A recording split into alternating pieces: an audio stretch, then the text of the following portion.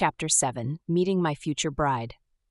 One summer, I was invited by my cousin, Quintin Ramil, to join him for the weekend in Baguio, the summer capital of the Philippines. At that time, Manong Ben was a sanitary inspector for the city of Caloocan. Before that, when he was still in school, he lived with us and was our official driver as we owned a car that my dad bought from his cousin in Hawaii. It was a black 1948 Buick. I would sit in that car and listen to the radio, but I was not allowed to drive it by any means.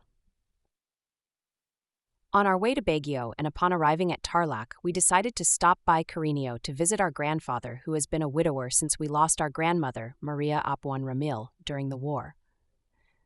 We were surprised to find out that there was a party going on. One of our cousins, Paterno Llanos, was having a baptismal party for his child. That was really a good break for us as we were both hungry after being in the bus for over 2 hours and it was already lunchtime. Paterno's sister, Ruthelda Llanos, lived with us in Novaliches. She was our mom's help in taking care of my younger brothers and sisters. We call her Manong Ruthie, the daughter of our aunt, Valentina. Ruthie is now Mrs. Baculanta and lives with her family in San Marcos, California. While eating, I was seated across from one of the child's sponsors. She was particularly beautiful in a red dress. I found out later that she was one of the candidates for Miss Paniki, who would reign during the town fiesta. Her name was Miss Teresita Obscena Roxas. I told her that my name was Quintin Ramil, Jr., and that Patring is my first cousin, and that I am a law student, and we are on our way to Baguio with my cousin Ben. I said that I would like to know her better and asked her if I could write to her. Better yet, I asked her if she could join us next weekend to go to the town of Ponce to attend a memorial celebration for my uncle, Pedro Ramil, who passed away the year before. She said that she would ask her parents.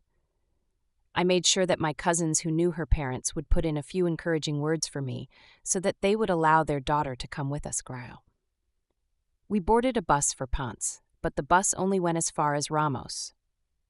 From here, we would have to catch another bus or wait for a horse-drawn calesa or carretela. There were no carretelas in sight, so we had to walk the rest of the way. There must have been more than 10 of us in the group, and the walk was too long and the sun was beating down on us. What made it bearable for me was once in a while I would get to talk to Tara. I even bragged that the next time I come to Ponce, I would be driving and not walking.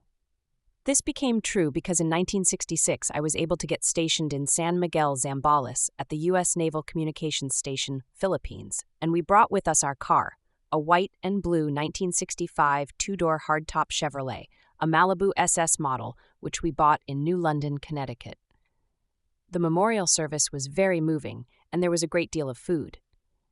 After dinner, the youths had group singing and ended up playing different parlor games. Each one was encouraged to introduce their favorite game.